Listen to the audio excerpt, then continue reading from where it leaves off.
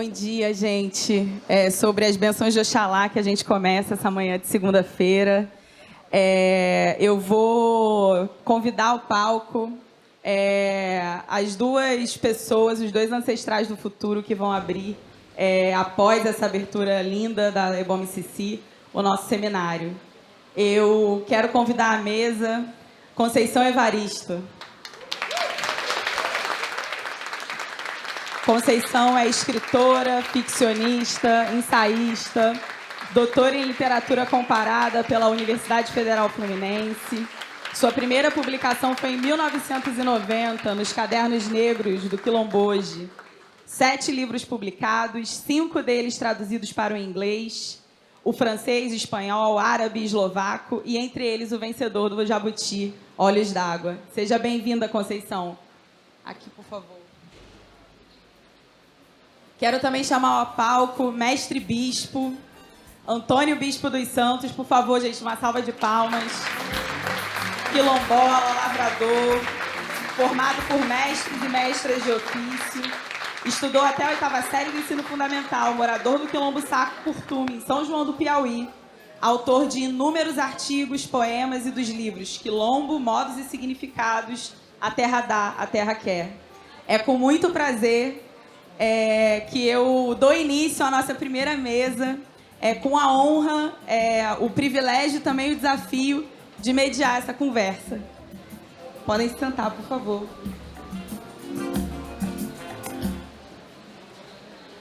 A nossa primeira mesa... Só um momento, gente. Bom... deixa a produção estar cuidando ali da cadeira, dos assentos, da água. É muito bom ver essa casa cheia.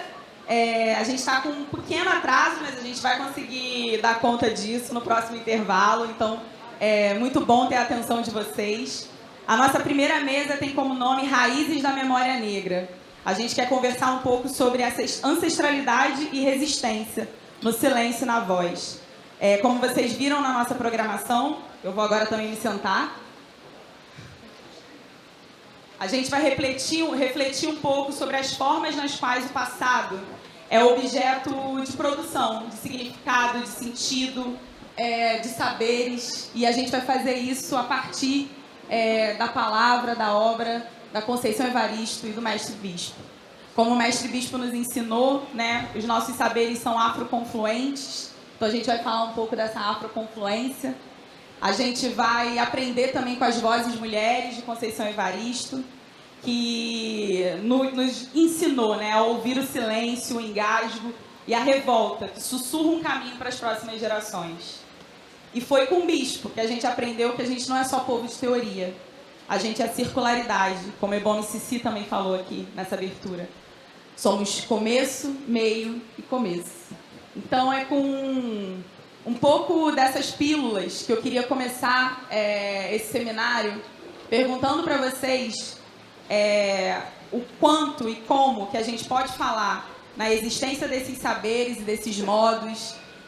Alguns falam de tecnologia, a gente pode também chamar de feitiço, que a população negra brasileira, os afroconfluentes, guardaram, né, esses saberes na memória. O quanto que isso se preservou no segredo. Ebome Cici já falou um pouco disso pra gente, e eu queria ouvir vocês com a palavra. Vou passar primeiro para a Conceição e depois para o Mestre Bispo. Bom dia a todas, a todos e a todos.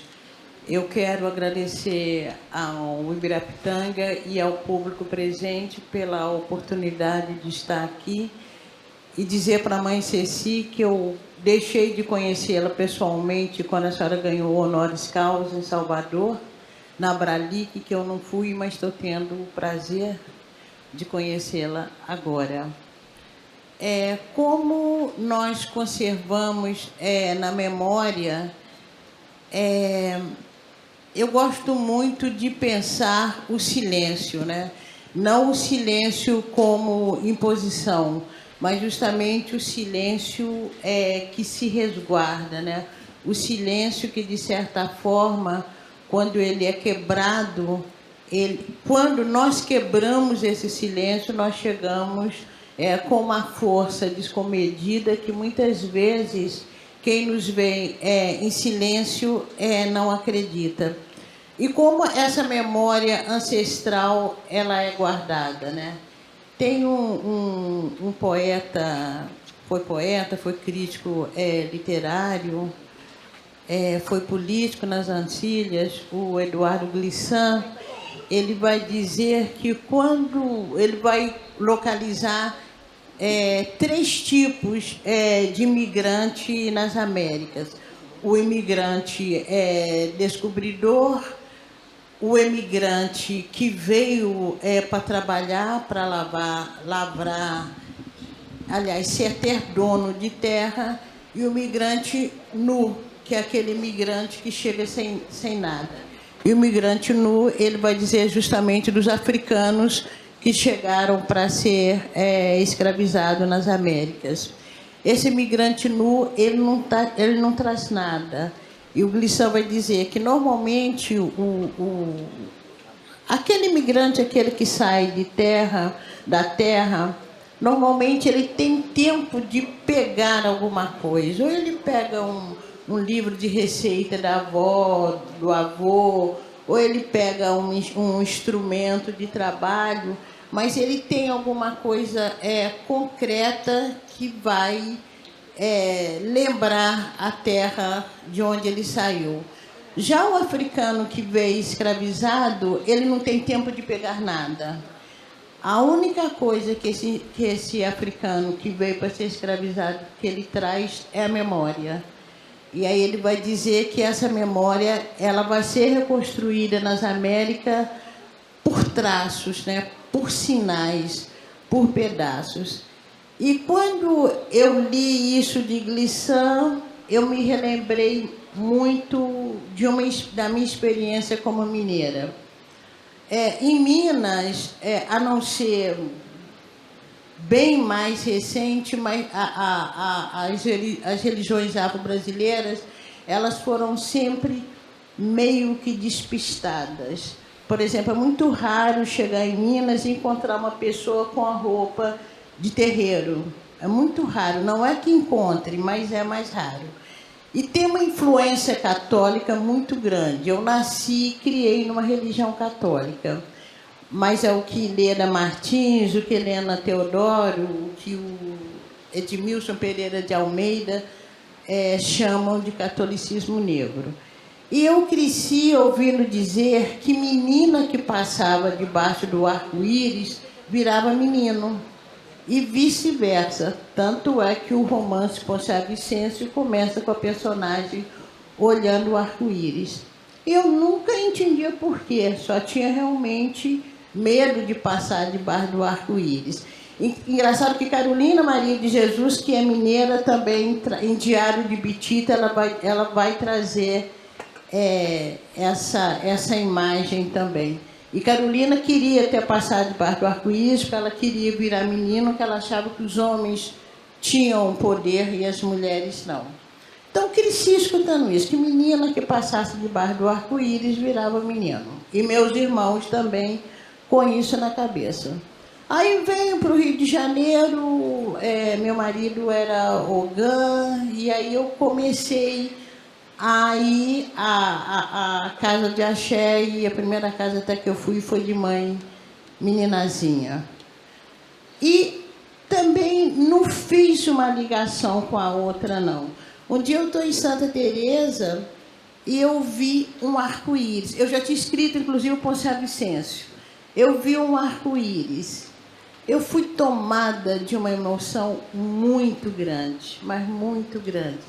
Eu falei, arco-íris, me veio a minha infância, me veio o livro que já estava pronto, embora não tivesse sido publicado, e me veio na cabeça, né? Arco-íris, passar debaixo de arco-íris, Oxumaré, o que tem, né? E aí a minha emoção me permitiu justamente constatar isso. Os povos africanos nas Américas, nós encontramos alguma forma de guardar vestígio na memória. Então, por mais que a religião católica fosse uma imposição do colonizador, mas alguma coisa escapava dessa imposição. É igual segurar as águas entre os dedos. E aí eu fui relembrando, né, depois também que eu fui conhecendo as religiões de matrizes africanas, que eu fui vendo quanta coisa do catolicismo escapava pelo dedo, quantas coisas que a gente tinha em casa e que a memória conservou no silêncio. E é tão interessante também que a gente pode observar, né, os negros americanos, a maneira dos negros americanos também assumirem o cristianismo, a própria performance do pastor, né, é uma performance que, de certa forma, relembra o griot também, relembra o contador de história. Então, eu acho que esse silêncio que a gente soube guardar, esses pedaços de segredo, esses pedaços de memória, sem sombra de dúvida, distingue a cultura negra no Brasil, distingue a nossa maneira de estar no Brasil. E eu ainda ouso dizer, mesmo as pessoas que estão hoje vivendo uma fé cristã, tem algo das culturas ancestrais, estão aí, a gente está cansada de ver nas casas, nas igrejas cristãs, o momento do transe. Isso é típico das culturas africanas, então eu acho que a gente encontra maneira de driblar uma cultura que é imposta sobre nós. Muito obrigada, Conceição. Você falou como a memória se constrói no silêncio. Estava mergulhada no que você estava dizendo, esqueci que eu tinha um papel. Em como segurar, né, as águas entre os dedos, essa imagem, né, dos traços que a gente percorre.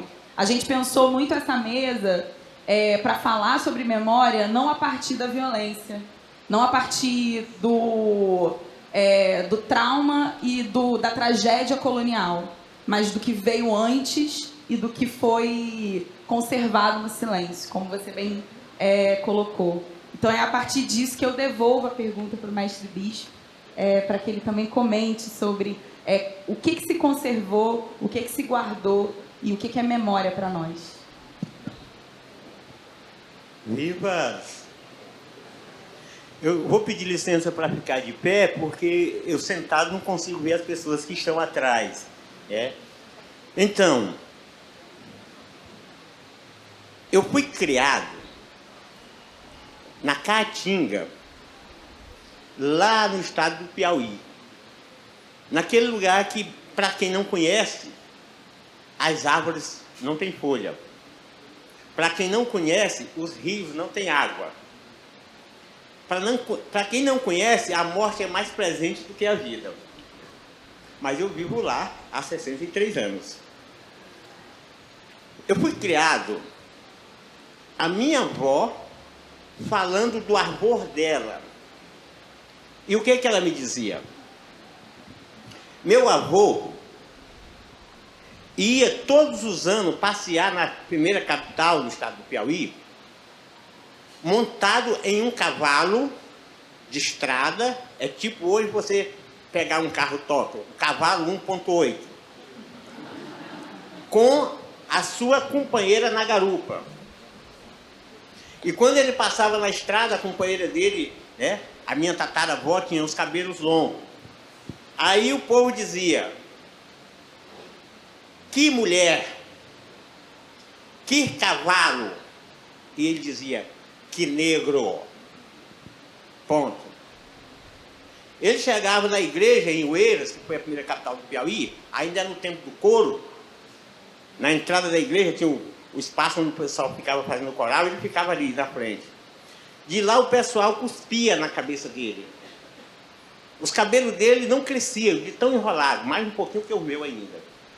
Aí o povo cuspia na cabeça dele, ele passava a mão na cabeça e dizia: cabelinho de Nossa Mãe Maria Santíssima. Ou seja, meu bisavô, meu tataravô, era tão poderoso que ele não se incomodava com esse gesto. Esse gesto era muito pequeno para ele. Porque nós fomos criados nas melhores terras do lugar onde nascemos. Nós tínhamos as melhores roças e nós sabíamos de tudo que nós precisávamos saber para viver. Então, esses comentários eram insignificantes. Mas aí, o que eu ouvi também do meu bisavô, do filho do senhor Márcio, é que meu bisavô sabia fazer de tudo. Desde a carroça ao carro de boi. Desde tirar uma madeira para fazer uma coluna, até o teto mais sofisticado.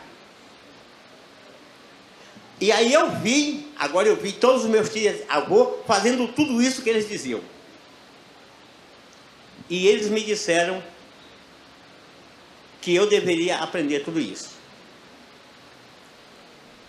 E o gesto, em si falando de memória, o gesto mais marcante na minha vida é quando um dos meus tios, tio Norberto, que é um dos meus mestres, me chama dentro de um quarto na casa dele, fecha a porta por dentro, tira a chave e diz: vamos conversar.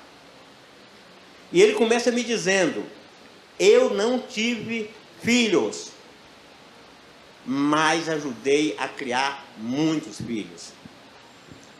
Eu nunca fui rico, mas sempre comi e dei de comer. Lá a gente fala de comer. Então, dar de comer é alimentar as pessoas. E aí ele começa a chorar. E eu perguntei: e o choro? Qual o motivo? Ele disse: eu lhe ensinei tudo o que eu sabia. Tudo. Mas eu não sabia tudo que eu queria lhe ensinar. Então, como é que uma pessoa chora porque ensinou tudo que sabe, mas não sabe tudo o que quer ensinar? Então, esse foi um dos gestos mais marcantes. Mas a segunda etapa vem na sequência. O que ele me diz? A comida que eu como já não me alimenta mais. O remédio já não enfraquece a doença. Cada dia eu estou mais fraco. Então, eu não sei quantos dias ainda tenho, mas são poucos dias. E enquanto você ensinar tudo que eu lhe ensinei, eu estarei vivo, mesmo que esteja enterrado.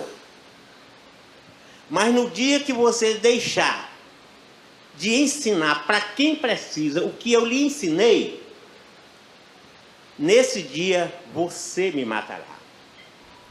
A minha vida a partir de hoje está nas suas mãos, porque a minha vida é a continuidade do nosso saber. É o nosso saber que nos alimenta, é o nosso saber que nos defende, é o nosso saber que garante a nossa permanência. Portanto, eu recebi do tio Norberto a obrigação, o compromisso de passar toda a memória que me foi entregue para as próximas gerações. Não sei se estou dando conta, mas tenho me esforçado muito para isso. E alguns resultados a gente já tem percebido. Hoje, por exemplo, quando eu vejo o meu neto sentar comigo para discutir o que está escrito nesse livro A Terra Dá, a Terra Quer, um livro que é a escrituração da oralidade, mas é a oralização da escritura. Porque nós estamos vivendo essa fase, a fase da oralização das escrituras. Até o ano 2000, as pessoas que sabiam ler, e não éramos nós, E essas pessoas se vangloriavam de dizer que sabia ler e tentavam nos subjugar por isso, e às vezes nós até nos reconhecíamos como subjugados. Às vezes eles diziam, vocês não sabem ler, nós dizíamos, sabemos não, senhor. Então, se você não sabe ler, você não sabe de nada, e a gente dizia, sei não, senhor. Só que agora tudo mudou. O mundo das escrituras para no ano 2000. E o mundo da oralidade continua. E agora nós também estamos escrevendo, porque eles nos obrigaram a aprender a ler. E nós estamos escrevendo.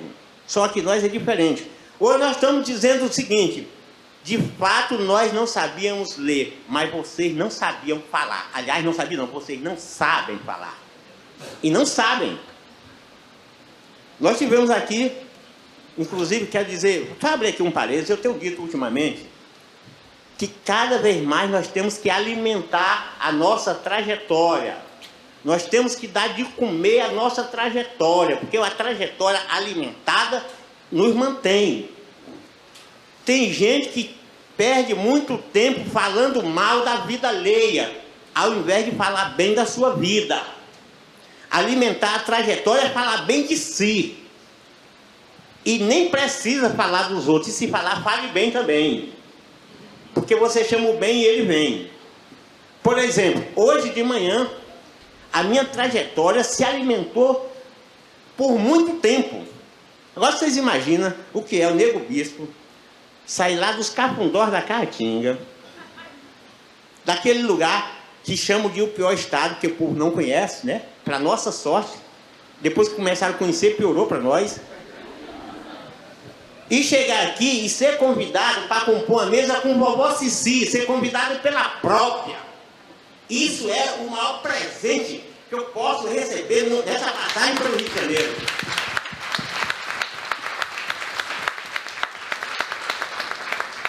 E na sequência, compor a mesa com Conceição Evaristo. Olha, pessoal, amanhã eu vou para Minas e vou chegar lá dizendo, eu estou vindo de um encontro com vovó Cici e Conceição Evaristo, porque isso alimenta a minha trajetória. Mas esse negro está com moral. Entendeu? Então, pessoal, é isso, é dizer que eu trago essa memória desde o meu tataravô para citar essa cena de tio Norberto e para dizer que o que nos mantém com toda essa força e não com violência, porque nós somos os povos da força, nós não somos da violência. Da violência é outro povo, não somos nós. Então, o que nos mantém com toda essa força é, de fato, a nossa memória. E o fato de nós estarmos dando a pauta nesse país, porque nós estamos dando a pauta. Não se fala mais de marxismo, não tem ninguém aqui para defender Karl Marx, né? Coitado. Largaram ele lá, abandonado. Pouco se fala em Paulo Freire, pouco se fala no povo das teorias. Nós estamos falando nos povos das memórias.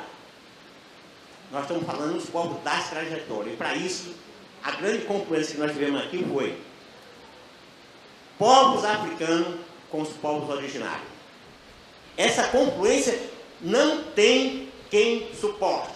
A partir de agora, os povos, eu, cristão monoteísta, que saíram do Jardim do Éden, acompanharam Moisés em direção da Terra Prometida, nunca chegaram lá, estão chateados com Moisés e agora estão voltando através de uma coisa chamada permacultura. A permacultura é o caminho que eles estão achando para chegar de volta no Jardim do Éden. E nós que nunca saímos do Jardim do Éden estamos lá. E vamos recebê-los. Porque nós somos diferentes. Agora, vamos recebê-los na condição de agregados. E como tal, tem que se comportar. É isso.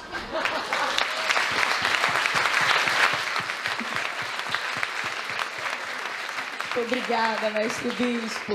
Eu me considero uma pessoa de trajetória fartíssima, dividindo e compartilhando essa mesa com vocês. Muito obrigada. Continuando a nossa conversa, eu queria conversar, Conceição, muito a partir também disso que o mestre Bispo traz, né? Daquilo que tio Norberto falou, né? Enquanto você ensinar tudo que eu sei, eu estarei vivo. Eu estou aprendendo a falar, estou aprendendo. Enquanto a gente guarda, né? O trabalho da memória é o trabalho da preservação do futuro, né? No diálogo com o passado. Tem uma obra sua, da senhora Conceição, Becos de Memória, que para mim na leitura foi muito profunda, assim, porque você mergulha, né, nesse percurso de passado, presente, enquanto uma favela está sendo desalojada e ao mesmo tempo sendo preservada nos olhos de uma menina. E a voz, ela invade o texto. Há ali também uma oralização da escritura. Acho que ler a sua obra me faz entender quando o mestre bispo fala do que significa oralizar o texto. E eu queria que você falasse um pouco, né, dessa voz que invade o texto, dessa memória que faz ficção.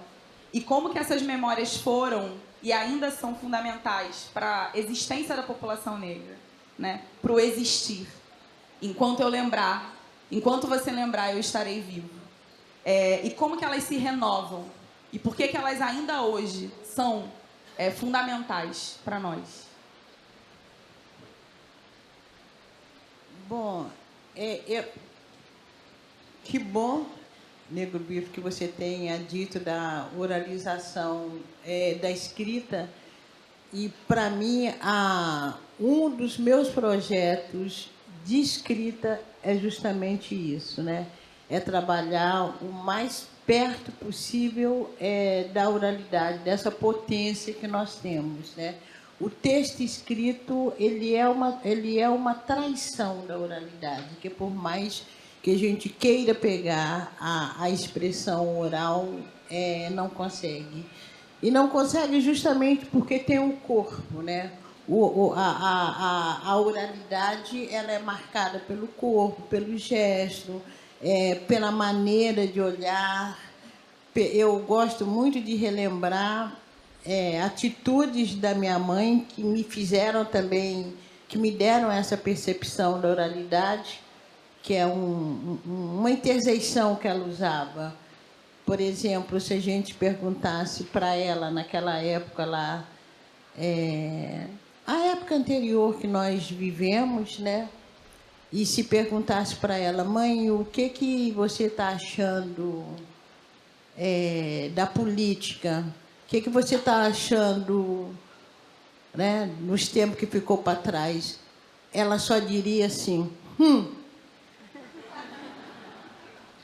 Nisso ela disse tudo. Agora, como traduzir isso na escrita? Não tem jeito, né? Então, eu acho que o exercício nosso... não quero dizer que é só o exercício de uma autoria negra, não. É um exercício de uma autoria branca. Quem conhece os textos de Guimarães Rosa e vai dizer que Guimarães Rosa foi o maior, ou é o maior neologista do Brasil, está enganado. Porque não andou um pouco pelo interior de Minas. Guimarães Rosa mesmo fala que ele saía com o gravador para gravar a fala do interior e ali ele levava para a escrita. E aí é uma implicância que eu tenho, que eu sempre digo, Guimarães Rosa criava neologismo, Carolina Maria de Jesus era erro, né? Então tem essas questões também para a gente pensar na oralidade. E eu acho que a oralidade ela passa muito também pelo exercício da potência da palavra, né? E as culturas africanas sabem muito bem, né, a potência da palavra. Determinadas palavras a gente nem diz, né? Por exemplo, tem uma palavra que eu nunca disse que a minha mãe não deixava dizer. Porque ela dizia que toda vez que a gente falava aquela palavra, a bendita senhora dava 3 pulos para perto da gente. Entende? Então a gente não dizia, porque a palavra, né? A palavra chama. E Becos da Memória é muito isso, né? Muito da oralidade, a presença dos velhos, de Titotó, a ânsia da menina também em captar e em guardar todas as histórias. Mas eu quero voltar, não é fugindo não, mas eu quero voltar também para a gente pensar essa força da palavra, né? E essa história que não é registrada, né? Essa história que é passada no silêncio, né?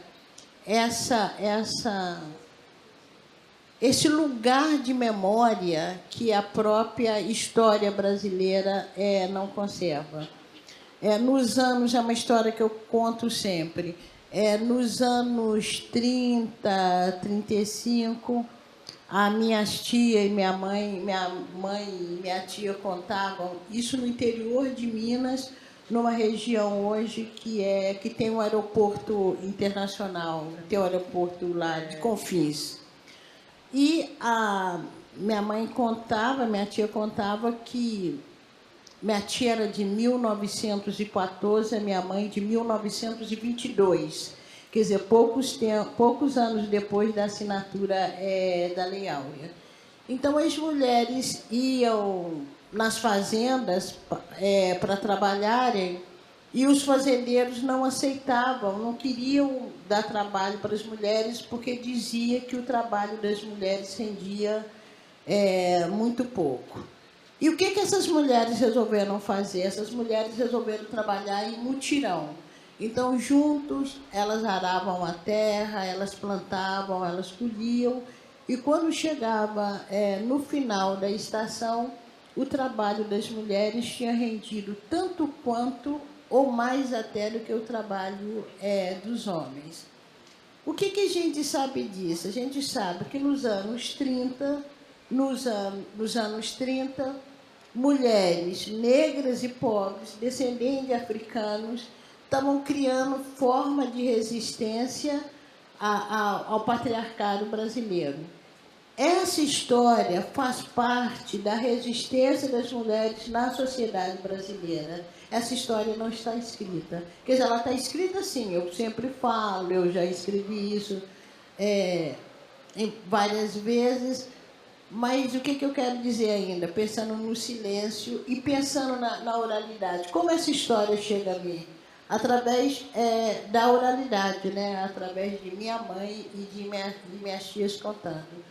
Então, talvez a história de resistência negro-brasileira, ela está muito mais composta na oralidade, talvez não com certeza, ela está muito mais composta na oralidade do que na história escrita. E talvez muito mais na ficção, porque o discurso literário, me perdoe historiadores que tiver aí, mas o discurso literário, como ele fala a emoção, ele chega muito mais rápido que o próprio discurso histórico.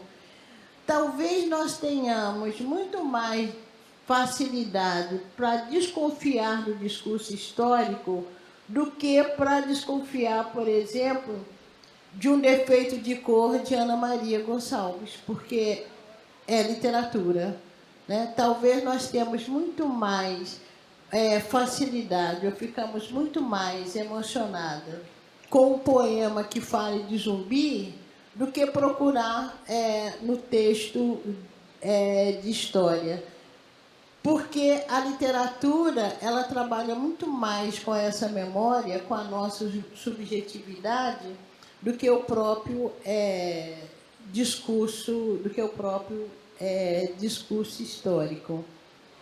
E a nossa identidade, né? Eu gosto muito do termo afro-brasileiro. Tem pessoas que não gostam porque acham que o afro é um termo guarda-chuva. Ele, como é que fala?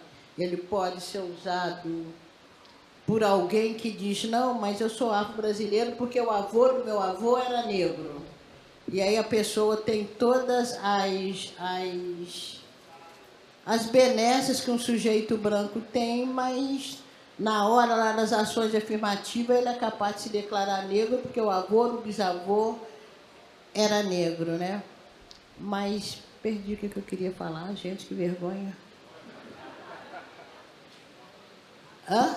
Ah, sim, eu gosto do termo afro-brasileiro. Justamente, eu gosto do termo afro-brasileiro, dessa identidade nacional hifenizada, porque é um termo que nos remete também para as nossas matrizes, ou para a nossa ancestralidade africana, né? Mas eu perdi, acabou, acho que era isso só que eu queria falar. Obrigada, Conceição, obrigada. Você estava falando também, comentando sobre a força da oralidade e falando sobre como que isso atravessou o trabalho também de Becos da Memória, mas como uma coisa que vai além, né? Que é sobre a nossa construção também como povo. Você quer concluir? Eu quero concluir e quero concluir na linguagem, né? Como a oralidade dos povos africanos, das culturas africanas, marcaram a língua portuguesa, né? E como e o fato de marcar a língua portuguesa, como as culturas africanas, a oralidade marcou a língua portuguesa, porque nós marcamos um dos bens simbólicos, talvez maior da nação, que é a questão da língua. Então, não tem como uma nação, a nação brasileira, se pensar uma nação que tem toda a tendência para um branqueamento, ou se pensar uma nação valorizando mais as origens europeias, porque as linguagens africanas marcaram o bem maior, talvez, da língua. Porque o território é um bem de uma nação, mas o território, você sai fora do território, mas você não deixa a língua. O estrangeiro sai, mas ele não deixa a língua. Então, as culturas africanas, a oralidade africana africanizou a nação, sem sombra de dúvida. E aí a gente entra também no português que Lélia Gonzalez falavam, né? Então, não sei porquê, eu acho que isso é um dado que todo professor de português tem que estar atento, todo professor de literatura tem que estar atento, que nós temos também uma diversidade linguística dentro do país. Né? E essa diversidade linguística, ela é caracterizada justamente pela presença das línguas indígenas e muito pela presença das línguas africanas, que são línguas preponderantemente orais. Obrigada, Conceição. Você foi falando sobre esse processo de hackeamento não é o termo, né? Mas de agarrar a água com os dedos, né? E como que as línguas africanas e afro-brasileiras, elas foram permeando. Por isso que quando a gente lê o seu trabalho, eu, por vezes, consigo escutar a minha avó fazendo consigo, mesmo na escritura. Há uma oralização pelos termos, pelo uso, né, dos termos de origem banto, né, que dão um afeto, que aproximam a gente do texto e fazem a gente lembrar de coisas que a gente nem sabe. E é pensando nisso, nessa força, que eu queria passar a palavra para você, mestre Bispo. Na sua obra mais recente, A Terra da Arqué, tem um trecho que você fala uma coisa que me marcou muito. Você fala: a festa é mais forte que a lei. O Estado não consegue quebrar os modos de vida quando eles estão envolvidos nas festas. E eu queria propor que você falasse um pouco sobre como que a festa, como que a alegria, né, é guardiã, é confluente da memória, né? Quando o tio Norberto fala para você, né, enquanto você ensinar tudo que eu sei, eu estarei vivo, né? Guardar esse ensinamento também passa pela festa, né? Também você fala muito sobre isso na sua obra, né, dessa dualidade entre alegria e tristeza, e isso foi uma coisa que a gente também trouxe na concepção desse seminário. Então eu queria que você falasse um pouco disso, por favor. Então, mas eu vou começar oralizando as escrituras. Se a gente observar com muito cuidado a grande diferença entre nós e os colonialistas, agora vamos começar a tratar eles pelo nome, que eles gostam muito. A grande diferença é que nós somos eles são mono. Nós somos politeístas, eles são monoteístas. Aí tem algumas pessoas que dizem, olha, tem o cristianismo preto, tem o catolicismo preto. Eu não compreendo assim, eu compreendo que nós, na condição de politeístas, podemos ser o que quisermos, inclusive cristãos, mas cristãos politeístas e não cristão monoteísta. Porque se você pergunta para uma pessoa da Umbanda, lá da roça, lá do meu interior, ela vai dizer assim, eu sou católico, mas ela também é da Umbanda. E ela também, ela não descuidaria, eu sou do candomblé. E ela diz que é de todas as religiões, porque ela pode. Então, esse é um cuidado que a gente tem. E esse mesmo cuidado a gente leva também para a questão da língua. Como eles são mono, a palavra para eles precisa ter um único significado. E se a gente colocar um outro significado naquela mesma palavra, eles se perdem. Ou eles abrem mão daquela palavra, ou eles ficam receosos, ou eles ficam insistindo para a gente não repetir. É o caso da gíria. Aqui no Rio de Janeiro, você sabe muito bem. Quando a galera lá do morro fala gíria, ou eles querem impedir que a galera fale, eles evitam que os filhos deles falem, e eles tentam sufocar a gíria, só que não deu certo. Porque a gíria tem uma sonoridade gostosa, uma melodia, uma coisa muito viva na gíria. Tem uma dança na gíria, que envolve os corpos. Porque a questão para nós está para além. Nós usamos todas as linguagens que estão ligadas a todos os sentidos. Por que que os africanos conseguiram se comunicar com os povos originários na hora que chegaram? Pelas linguagens que eu chamo de linguagem cosmológica. Pelo cheiro, pelo paladar, pelo gosto, pelo tato, pelo toque, pelo silêncio, pelo vento, pelos astros, pelas árvores, pelo rio, por tudo, por todas as vidas, que toda a vida tem uma forma de linguagem. E assim nós nos comunicamos até hoje. Todos nós nos comunicamos pelas sonoridades, diferente deles que só se comunicam pelas escrituras. A Bíblia é a constituição da sociedade eurocristã monoteísta. A Bíblia é o estatuto da humanidade. A única vida que só se comunica através das escrituras é a humanidade bíblica. As outras vidas se comunicam através de todas as linguagens. A humanidade só através das escrituras. E a oralidade tem uma força tão grande que mesmo eles das escrituras não sabem falar, mas sabem ler. Por exemplo, se tivesse alguém aqui, vamos dizer que colonizado, aqui entre nós, que aqui não tem, né? Mas se tivesse alguém colonizado aqui ou colonizada, teria trazido um data show, um texto, retroprojetava e lia para os outros. Que maravilha! Era muito mais inteligente mandar só o texto. Porque as pessoas sabem ler, mas não acreditam. Igual o padre.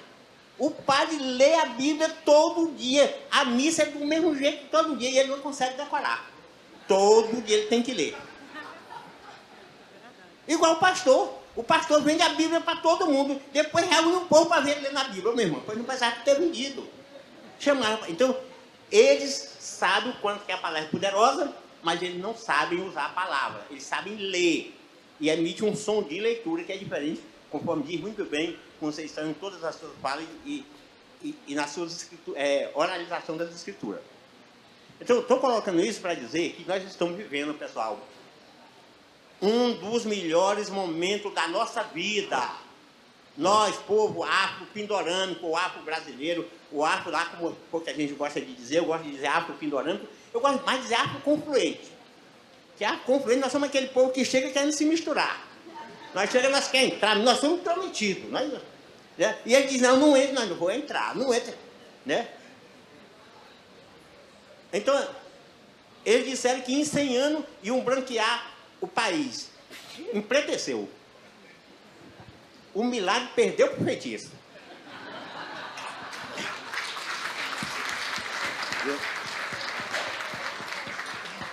Então é só dizer que o que está acontecendo hoje? Hoje, para nossa alegria, e nós temos que dizer isso.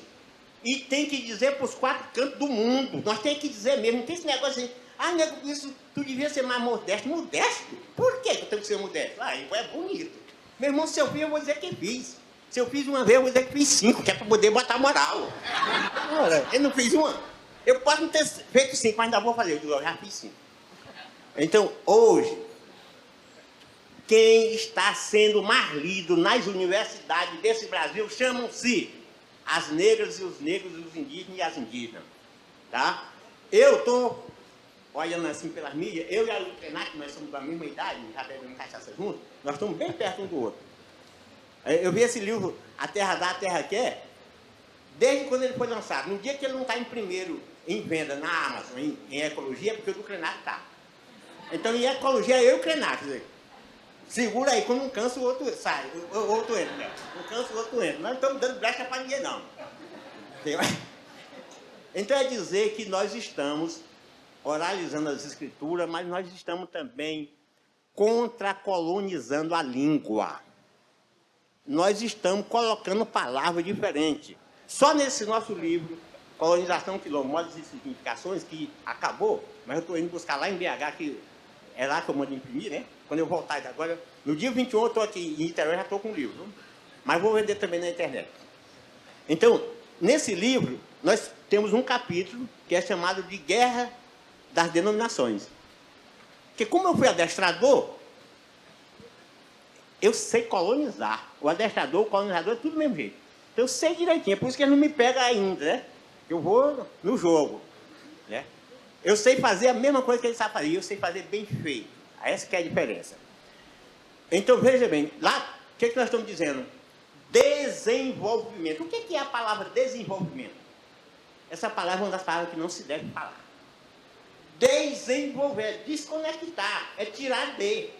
Então, Adão foi desenvolvido do jardim do Éden, ele estava envolvido lá. Ele estava tão envolvido, né, que fez o que ele fez. E tão envolvido que estava. Aí desenvolveram. Não pode mais fazer. Então a palavra nossa é envolvido. É envolvimento. Eu sou um cara que me envolvo, eu não me desenvolvo. Eu me envolvo. Por quê? Eu faço parte da natureza. Então desenvolver é tirar da natureza. Desenvolver é cortar uma árvore e fazer um banco. Isso é desenvolver, que tirou a árvore da natureza. Envolver é plantar uma árvore para depois tirar um pedaço, fazer um banco. Não, nem precisa tirar a árvore toda, só um pedaço. É diferente a relação.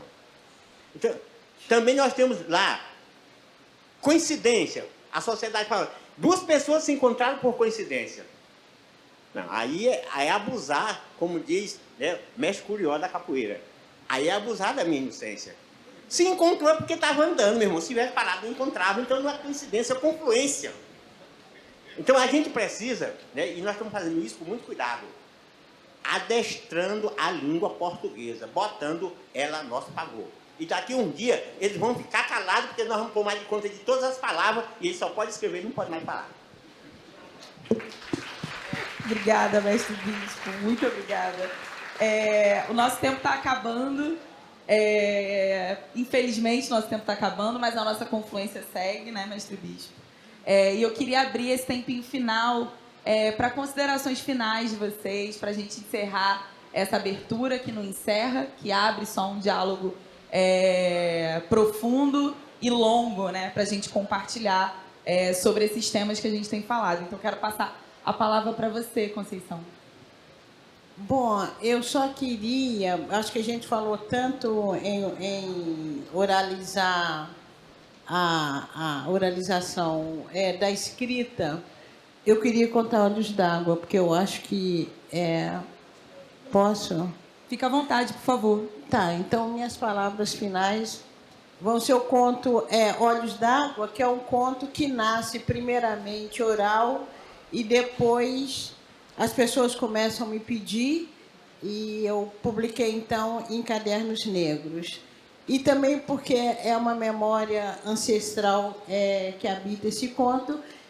E já que o bispo falou, realmente, me desculpem a modéstia, mas Olhos d'Água e Submissas Lágrimas de Mulheres foi um dos livros mais vendidos na Bienal.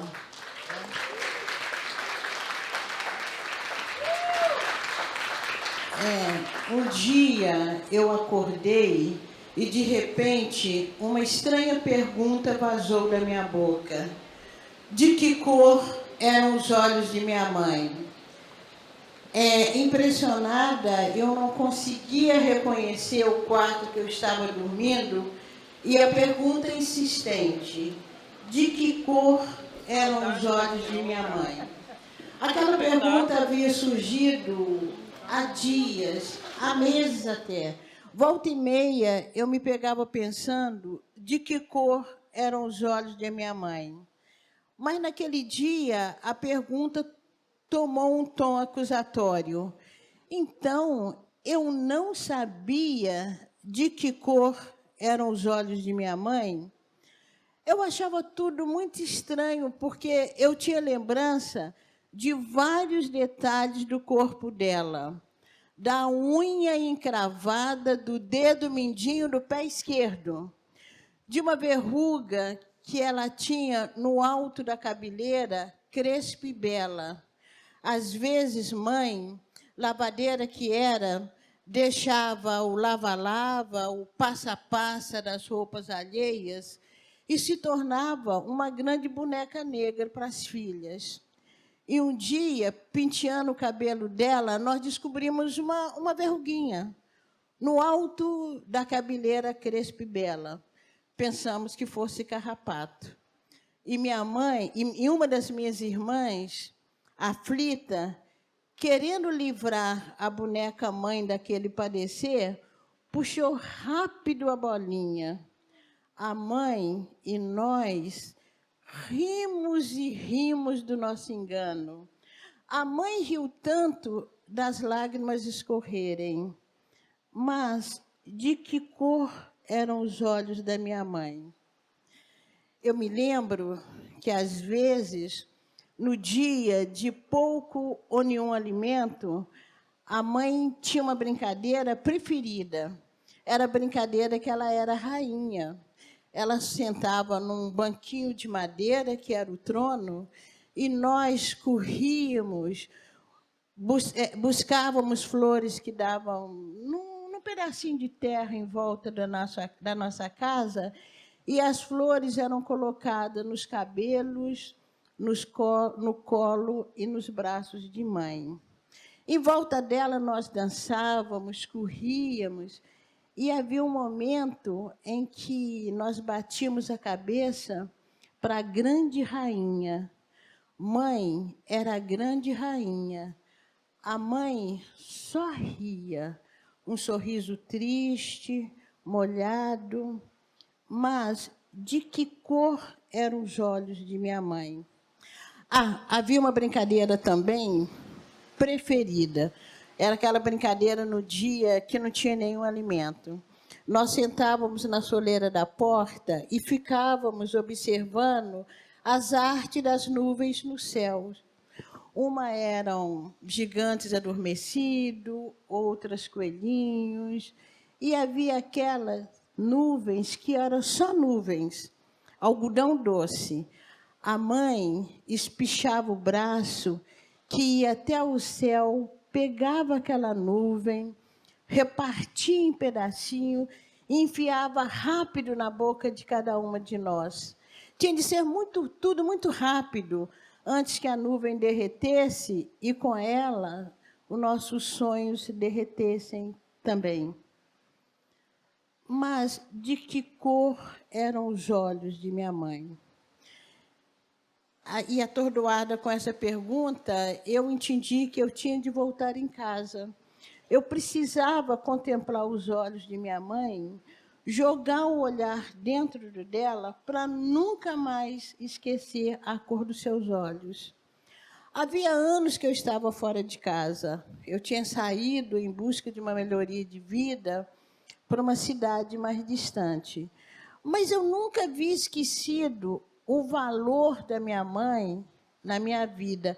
Aliás, não só minha mãe, minhas tias, todas as mulheres da família. Aliás, eu não tinha esquecido nem o valor de nossas ancestrais que haviam ficado em África. E por que, então, eu não conseguia lembrar a cor dos olhos de minha mãe? E, atordoada com essa pergunta, eu resolvi voltar em casa.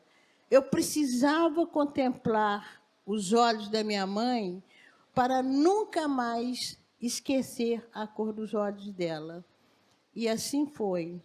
E durante a viagem, eu ia como se eu tivesse de cumprir um rito para os orixás. Eu precisava descobrir a cor dos olhos da minha mãe. E fui, e fui. E quando eu cheguei na minha casa e contemplei os olhos da minha mãe, vocês não sabem o que eu vi. Vocês não sabem o que eu vi. Eu vi tantas lágrimas nos olhos de minha mãe que eu pensei que no lugar dos olhos ela tivesse rios sobre a face. Mas, no entanto, ela sorria feliz. E foi então que eu descobri. A cor dos olhos da minha mãe era a cor de olhos d'água. Águas de Mamãe Oxum. Águas tranquilas, serenas, mas profundamente enganosas para quem contempla a vida só pela superfície. E hoje, que eu descobri a cor dos olhos da minha mãe, eu fico numa brincadeira para descobrir a cor dos olhos de minha filha. E outro dia, quando eu estava nesse doce brincar, quando a minha filha jogou o olhar dela dentro do meu, eu escutei quando ela perguntou baixinho, mas tão baixinho como alguém que tivesse descobrindo um grande segredo. Ou como alguém que, naquele momento, percebia um grande mistério. Eu ouvi quando a minha filha me perguntou, baixinho, mas muito baixinho. Eu escutei quando a minha filha me perguntou, mamãe, qual é a cor tão úmida de seus olhos?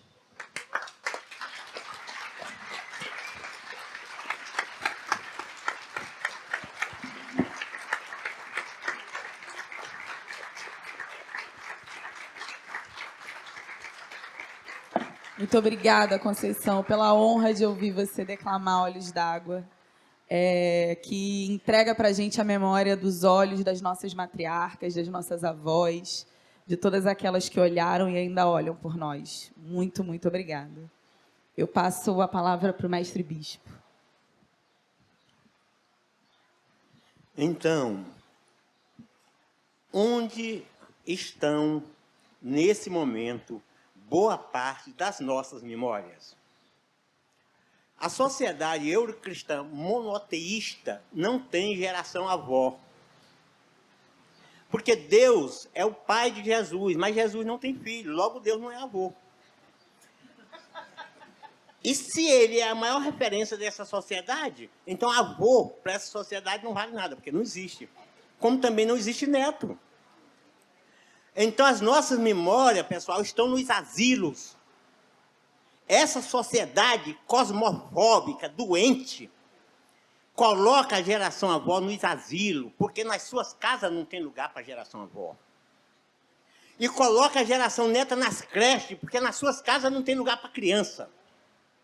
Então, eu estou dizendo isso para dizer que vamos visitar os asilos. Mas não vamos visitar os asilos para prometer ajuda para quem está lá, porque isso também humilha. Vamos visitar os asilos e pedir ajuda a quem está lá, porque nós aqui estamos precisando de ajuda.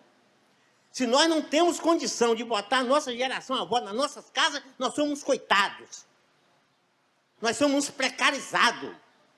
Se nós não temos condição de cuidar das nossas crianças nas nossas casas, nós somos coitados. Nós somos doentes.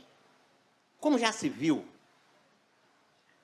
a geração avó é a guardiã das memórias. Então, repito, vamos visitar os asilos, mas vamos sentar de igual para igual com quem está lá. E vamos chegar lá pedindo ajuda. Vamos chegar lá perguntando e não ensinando. E vamos visitar as creches, nós que somos mais velhos. Vamos manter contato com as crianças. Porque elas são a memória em andamento. Elas são a memória no imaginário. Então, não é só dizer que nós queremos guardar a memória, não. Se guarda a memória cuidando de quem guarda a memória. E com isso, eu quero fazer uma declamação que tem tudo a ver com esse momento. Que é assim.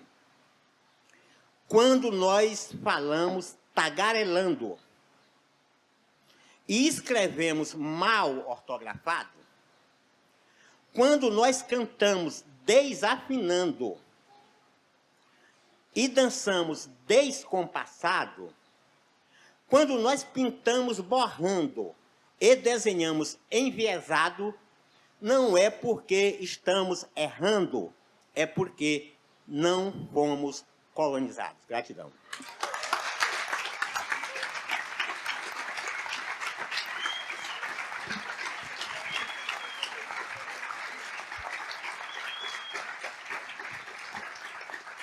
Muito obrigada. Eu vou me levantar para agradecer a Conceição, a Mestre Bispo, por esse momento lindo. Agradecer a todas, todos e todos vocês por essa abertura. Agradecer ao Orum por ter me dado a oportunidade de participar desse momento. Pedir a bênção mais uma vez aos meus mais velhos. E convidar vocês para tomar um café com a gente na parte de trás. A gente vai fazer um pequeno intervalo e retornamos com a mesa Nada os Trará de Volta, com Edson Cardoso, Saloma Salomão e Naê Lopes.